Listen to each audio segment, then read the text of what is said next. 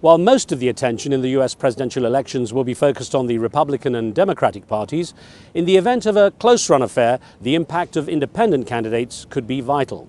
And as mentioned in our debate, one name in the ring this time has a familiar ring to it. Kennedy, one of the most famous names in American politics. Robert F. Kennedy Jr.'s father, Bobby, and his uncle, President John F. Kennedy, were both assassinated when he was a boy. But now RFK Jr. has quit the Democratic Party and announced he will run as an independent candidate for president. I caught up with him at a rally in the city of Raleigh in North Carolina. Mr. Kennedy, great to have you join us for this. Thanks for your time. Thank you for having me. Thanks for coming all the way out here. It's a pleasure. I should explain, by the way, at the beginning, just for those who, in our global audience, which is very wide, who may not have heard you speak, that you have an unusual condition in terms of the way it makes your voice sound, known as spasmodic dysphonia. So if they're curious. Yeah, I had a very, very strong voice till I was 42 years old. And then in 1996, I got a neurological injury. So my voice, the strangeness that you hear in my voice is not actually coming from my vocal cords, but it's my brain sending the wrong signals to my vocal cords. But anyway, it's hard for people to listen to a lot. But I just wanted to explain. All right. So let's start by asking how your campaign is going at this stage. I mean, if you judge by my poll numbers, my campaign is going very well. The Gallup poll that came out shows me with the highest favorability rating of any other candidate. In fact, I'm 10 points behind, about 10 points in front of either President Biden or President Trump. And then the recent polling by high gravitas polls, like the Harvard-Harris poll and New York Times Siena poll, shows me outpolling President Biden and President Trump among all Americans under 45 years old and among independents, which is now the biggest voting group. Interestingly enough, you're also in the unfavorable ratings lowest, so you're actually really kicking it there too. Yeah, I'm above water. I don't know why that is, because literally I went about a decade of my life when I was involved in vaccine safety advocacy with thousands of articles written about me, and all of them negative. So to me, it's encouraging somehow my favorability has survived that. I'll get onto some of the issues that you're standing for in a moment, but your strategy seems to be ballot access. That's to get you on every ballot across the country. And I'm wondering, how challenging that's proving to be, especially as you're running as an independent.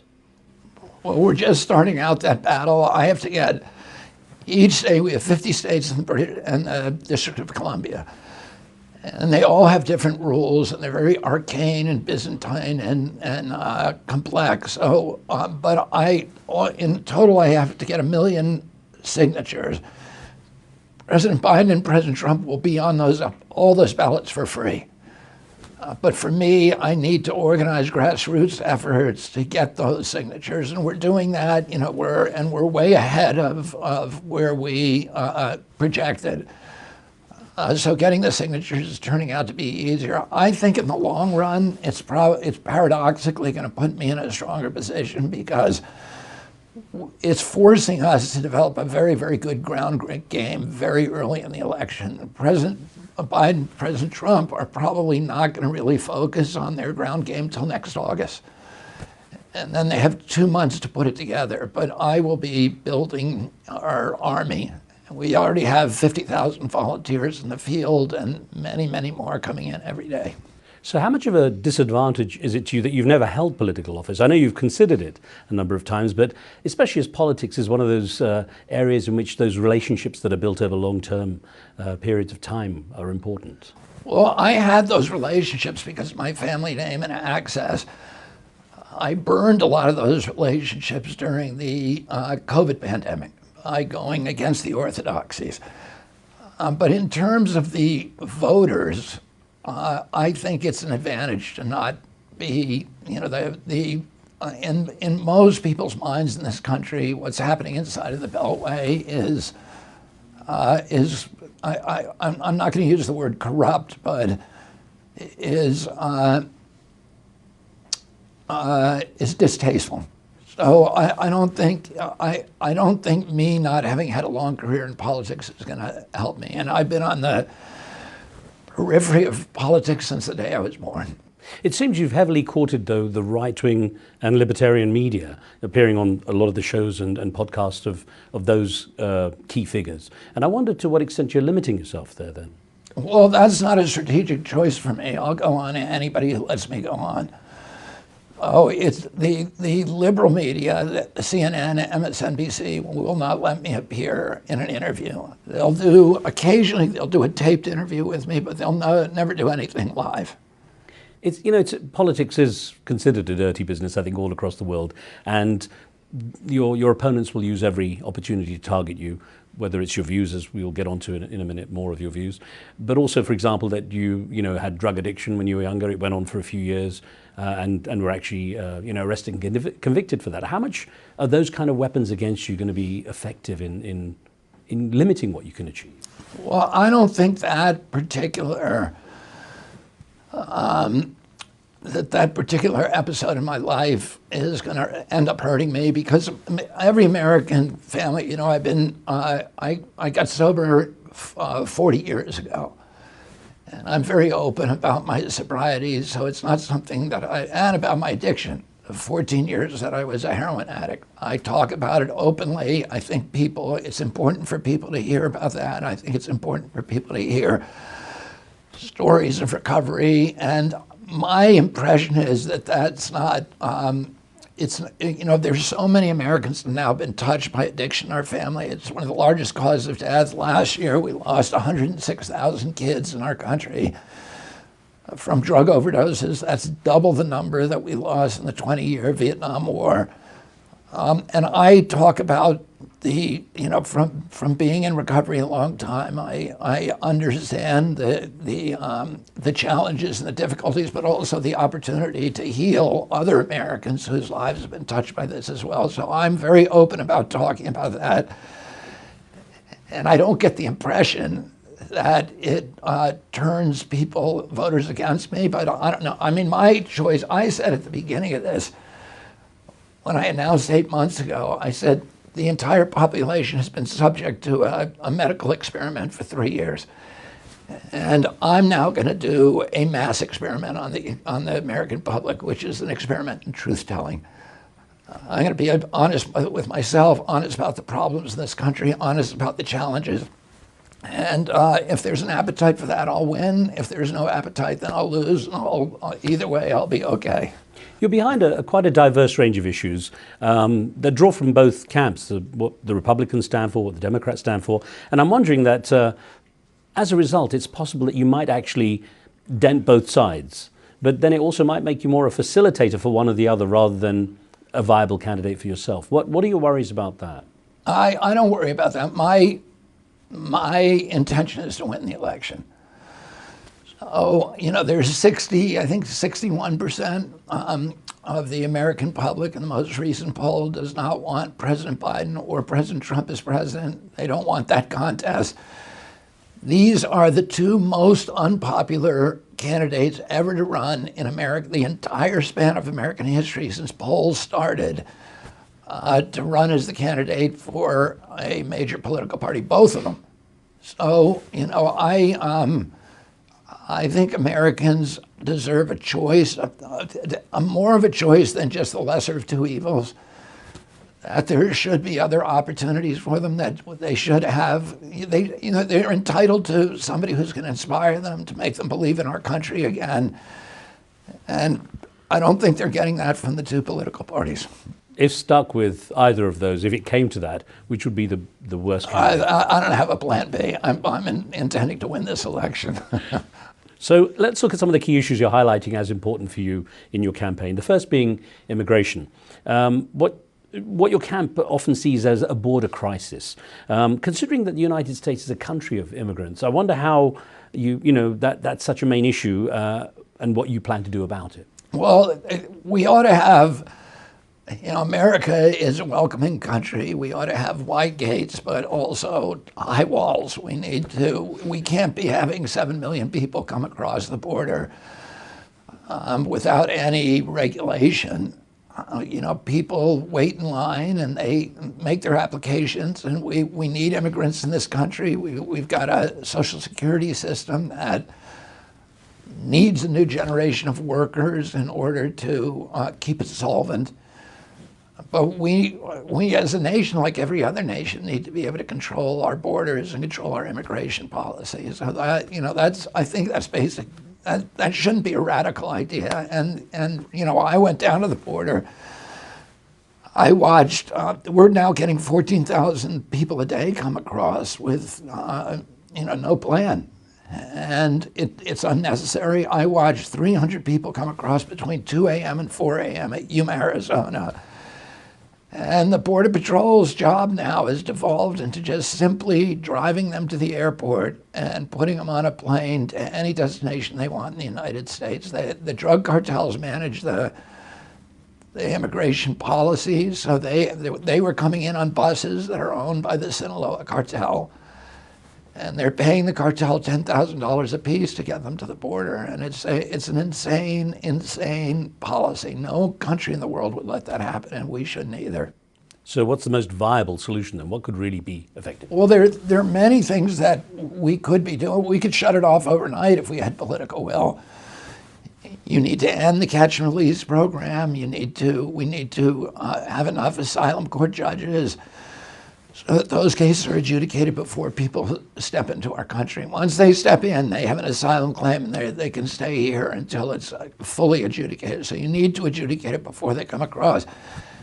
And this kind of runaway immigration feeds on itself because everybody now in the world knows. I mean, the people who were coming across, the night that I went there, knew exactly what was going to happen to them because the drug cartels are advertising on TikTok and YouTube and telling them, here's exactly what's going to happen to you. You pay us the money, we'll pick you up at Mexico City airport, we'll get you a local visa, we'll put you on a local plane to Mexicali, we'll pick you up in the parking lot at Mexicali in buses, we'll bring you to the border, you will be escorted across and brought to the Yuma airport. And they're doing this up and down the border, and there's never been a migration like this, an illegal migration into an unwilling country ever in the history of human beings that we know of any state of this size. I have quite a bit to cover with you, so let me ask you about this. You say you want to end proxy wars, bombing campaigns, covert operations, coups, paramilitaries, and everything else that has become so normal that most people don't know what's happening. And you believe the Democratic Party has become the party of war, blaming President Biden? I think both parties are the parties of war. So many argue the USA military machine has always been at the heart of this country's system and that it's not something you can overturn or change in an easy way. How would you do that? I will wind down the empire abroad. We have now 800 bases abroad, and each one of those is picking a fight with somebody. And the Russians have one, maybe two bases. The Chinese have 1 or 2 bases abroad. We spend 10 times on our military. We spend more on our military than the next 10 nations combined. And we've spent $8 trillion on useless wars since 2001, and look what we've gotten for it. The whole world is in chaos because of that. I mean, let me just go through what the costs of war of Iraq. We left Iraq worse off than we found it. We killed more Iraqis than Saddam Hussein. Iraq today is a battle, an incoherent nation with a battle between Shia and Sunni death squads. It has become a proxy for Iran, which is why all this other chaos is breaking out with the Houthis, because Iraq once counterbalanced Iran's power in the region. It doesn't exist anymore. We wiped that out. We created ISIS. We drove, with the Syrian spillover war, we drove 2 million refugees into Europe, which destabilized all the democracies in Europe for the next 2 or 3 generations. Brexit is probably a direct result of our intervention in Iraq, in that way. And what's happening in France now with the rioting, et cetera, is all traceable to our Iraq war. So that's what we got. And meanwhile, the American middle class is falling off a cliff. I was at my uncle's inauguration in 1961. 3 days before he was inaugurated as president, John F. Kennedy, Dwight Eisenhower, the outgoing president, gave a speech in which probably now should be regarded as the most important speech in American history, where he warned America against the emergence of a military-industrial complex that would turn us into an imperium abroad and a national security state at home and put the weapons manufacturers in charge of American democracy. And today, that's exactly what has happened. And, you know, we are addicted to this pipeline of new wars that are being driven. You look who's funding both the Democratic and Republican Party. It's Raytheon, General Dynamics, Northrop Grumman, Boeing, and Lockheed. And they need to put NATO in every country in Europe because then that new country has to adopt NATO weapons purchase specifications. And it's a guaranteed market for those countries. It's all a big money laundering project, which, you know, we need to unleash ourselves from. So some might see some irony in the fact that you're anti-war and anti-interventionist, and yet you believe there should be no call for a ceasefire in the Israel-Hamas situation, ending the ongoing military campaign by Israel in Gaza. And that's being described by genocide in some quarters. So how can you justify that? Well, it's not genocide. It's a war. And in fact, Israel does more to prevent civilian casualties than any country in human history. And if you look what they've done in Gaza, which is to warn people before they bomb. Nobody else does that. They've sent out 1.2 million pamphlets. They made 20,000 direct human-to-human telephone calls to people before they bomb apartment building. They've made 1.2 million robocalls to everybody who's about to get bombed. They send roof knocker bombs, which they invented. But they're fighting against an implacable foe, which is committed to a genocide of Israel that does not want to negotiate, that has violated every ceasefire the 5 ceasefires before, they violated every one of them. They have said we will not be content with any result other than a genocide of the Jews and the annihilation of Israel. How can you negotiate with that group? I believe wars are wrong. And since in American history, the last war that we fought that was justified was World War II. World War I was not. We should never have gotten into it. And none of the wars since World War II. But Israel's not asking us for troops. They're asking us for support. And by the way, the support that we've given Israel is mainly to construct the Iron Dome, which is a mechanism for avoiding the invasion of Gaza. Because Hamas has shot 30,000 rockets at Israel since 2006, at civilian populations in Israel. Even it's part of the propaganda war that Gaza has the densest population in the world. It doesn't. Tel Aviv has twice the population density as Gaza, and Gaza's been firing missiles at civilian populations for 30 years. What other country in the world would we ask to put up with that? And the Israelis do. Why? How do they do it? They built an Iron Dome. But that allows them. It's still a unique situation where you have the people in Gaza don't have freedom of movement. Oh, but why are you blaming the Israelis for that? It's Hamas that has given them no freedom of movement. Hamas has turned Gaza into an open air prison, not Israel. Israel didn't do that. The outcome still that what we're seeing right now is tens. Well, of course, the outcome in World War II when we invaded Germany and killed 2 million civilians in order to get Hitler. Churchill didn't want to do that. Churchill and Roosevelt argued at Casablanca, and Roosevelt said we need unconditional surrender because as long as the Nazis were there, it's going to be a war-making machine and they'll grow up again. And Churchill said, yeah, but if we make unconditional surrender, they're going to fight to the death and there's going to be a lot of civilians. Roosevelt said, over the long run, it's a better outcome for everybody. And indeed, that's what happened. We did the same thing in Japan, the same thing in Germany. We denazified them. Israel needs to de-radicalize Gaza so that the money that we've poured into Gaza's now... It's going to be the opposite effect. If you've got generations now seeing what's been happening, the Palestinians... It's already... that's not Israel's fault. That is the ideology that Gaza teaches children from when they're born, from when they're toddlers.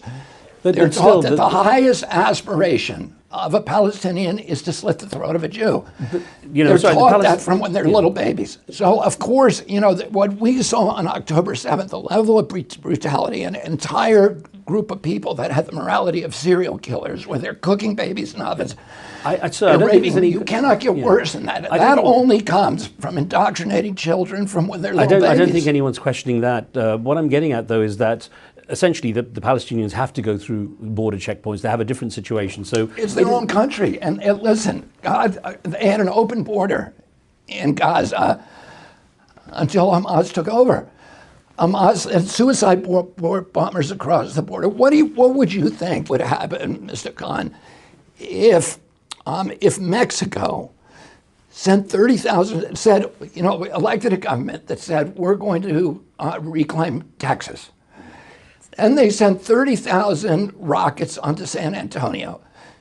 And they sent suicide bombers across to kill Americans. Do you think we'd put up a fence? I'm not defending Hamas, sir. That's not the question. I'm curious about your perspective. You're blaming Israel. I'm not blaming anyone. I'm just questioning what your perspective is on this. Because, for example, you said, Palestinians are the most pampered people in the world. I was just trying to get your perspective. All right, let me answer that. Please. I'm saying that not because Palestinians have a good life. I'm pro-Palestinian. I'm as pro-Palestinian as you can get. I'm anti-Hamas. Hamas has robbed the Palestinian people. The international aid community, the United States, after World War II, created the Marshall Plan. And we rebuilt 17 nations in Europe that were destroyed by World War II. We gave an average payment of $48 per capita in 1948 dollars. It's about $621 per capita today. We have already funneled to the 5 million Palestinians an average of $8,600 per capita, more than 13 times what we did to rebuild all of Europe. What's happened to that money? The Palestinians are worse off than they started because that money is being stolen by Hamas, which is a organized crime cartel and a corporate kleptocracy. Ismail Haniyeh, who's the head of Hamas, has a net worth of $5 billion. The top 3 leaders of Hamas have a net worth of $11 billion collectively. Mahmoud Abbas has $1 billion. His son have $750 million each. Yasser Arafat on $1 billion. So they're stealing them. They're using that money, that international aid money, for 2 reasons. One, to build weapons, 300 miles, entire underground city, 300 miles of tunnels, to buy Kalashnikovs, to buy bombs, to buy drones, to kill Jews with. That's it. Hamas is the enemy of the people of Palestine, and not Israel. If you're at the helm in the White House right now, how would you be handling the Israeli-Palestinian situation? What would you do? I would be on the phone. I would have a different relationship with the world leaders like Xi, like Putin, like Sisi in Egypt. I think that there is a chance for peace, short of the complete annihilation of Hamas, if all the other world leaders and the world community came together to support Israel and said, we're going to help you solve this problem. But that's not what happened. Unfortunately, they left Israel on its own. And at that point, Israel doesn't have any options except to destroy Hamas. So, and I'm not a fan of Prime Minister Netanyahu. And most Israelis aren't either. Most Israelis no longer support him, but they do support this policy because there is no future for Israel if they don't destroy Hamas. In order to cover a number of issues with you, sir, as I know time is limited, let me ask you about the Russia-Ukraine situation. You described that invasion of Ukraine as a proxy war between Russia and the US. Give me your perspective. Well, it's a proxy war. I mean, the real fulcrum of the war is over the extension of NATO into Ukraine and the extension of NATO across all of Europe. We agreed in 1992 when Gorbachev moved his troops Russian troops out of East Germany and allowed us to reunify East Germany under NATO. We agreed not to move NATO to the east, and since then we've moved it into 14 countries. We put Aegis missile systems, which are nuclear capable, in Poland and Romania. We could deliver nuclear payload loads to Moscow within 12 minutes, so we could decapitate the entire Soviet leadership in 12 minutes. We walked away from the two nuclear weapons treaty, the intermediate treaty that we had signed. We unilaterally walked away. Naturally, Putin has national security anxieties, the same ones that my uncle had when the Russians put Soviet missiles in Cuba. I'm not making excuses for Putin. Putin had other options, and Putin is who Putin is, and I'm not a supporter of Putin's. My uncle always said you have to put yourself in the other guy's shoes, and that's not happened here. Nobody, our greatest diplomats. George Kennan, who was the architect of the containment policy during the Cold War, Bill Pierce, the head of the CIA, Bill Parry, who was the U.S. ambassador to the Soviet Union, all said, we're going to resign if you move NATO into Ukraine because you're forcing the Russians into a violent response. Now, I'll just say this. The Russians 2 times have come to the negotiating table and worked out term sheets with President Zelensky that they were ready to sign. And in both cases, the U.S. torpedoed those agreements, one in April of 2022, and the other was the Minsk Accords. And we forced Zelensky not to sign those agreements. I'm going to ask you, as we're running out of time, I'm going to ask you about the home front now, the US view. In the USA, gun violence obviously raises its ugly head regularly. That's an issue you have to deal with. You're also divergent from the MAGA, the Make America Great Again movement on that front, and abortion, affirmative action. What is your perspective? How will you win over the voter base? That's very strong. I'm not going to talk about winning over the voter base. I'm talking about staying true to my principles. And I've fought for medical freedom for as hard as anybody in the world, I would say. That people ought to have autonomy over their own bodies, that a government shouldn't be telling people what to do. And I think every abortion is a tragedy. Nobody wants to have one, but the choice should not be left for the government. We have to trust women. We have to trust the mothers on that issue. On the gun issue, we have a Second Amendment in this country. I believe in the Constitution. The Supreme Court has given a very, very expansive reading of the Second Amendment so that it's almost impossible to regulate guns. I'm not going to take anybody's guns away as president. I will say this. We ought to be investigating the reason, the school shootings in this country, the mass shootings are unacceptable. And we need to be investigating why they're happening in this country. Why are we alone? Why is that happening? Why did it never happen before? 2 of the culprits that ought to be investigated, and I'm not saying that we know this, but one is SSRIs, the widespread use of this class of psychiatric drugs that has a black box label on it saying may cause homicidal and suicidal behavior. And we now have a large part of the American population on those. The other is, other issues like video games. NIH, the National Institute of Health, ought to be studying why is it that Switzerland, which has comparable levels of guns, has not had a mass shooting in 21 years, and we have one every 21 hours. Why is that? That is, when I was a kid, kids my age were bringing their rifles to schools for shooting clubs. Nobody ever blinked at that. Nobody ever started shooting at other children in the schools. It just had never happened before. This is unique in human history, and we need to be studying that. Since 1996, NIH has had a policy not to study the etiology or the origins of gun violence, and I'm going to change that. As just a final question, are you staying off the issue of vaccination and all the controversial issues, vaccination, 5G telecoms causing brain cancer now, as you go No, forward? I talk about those issues with anybody who wants to. They're not issues that I lead with.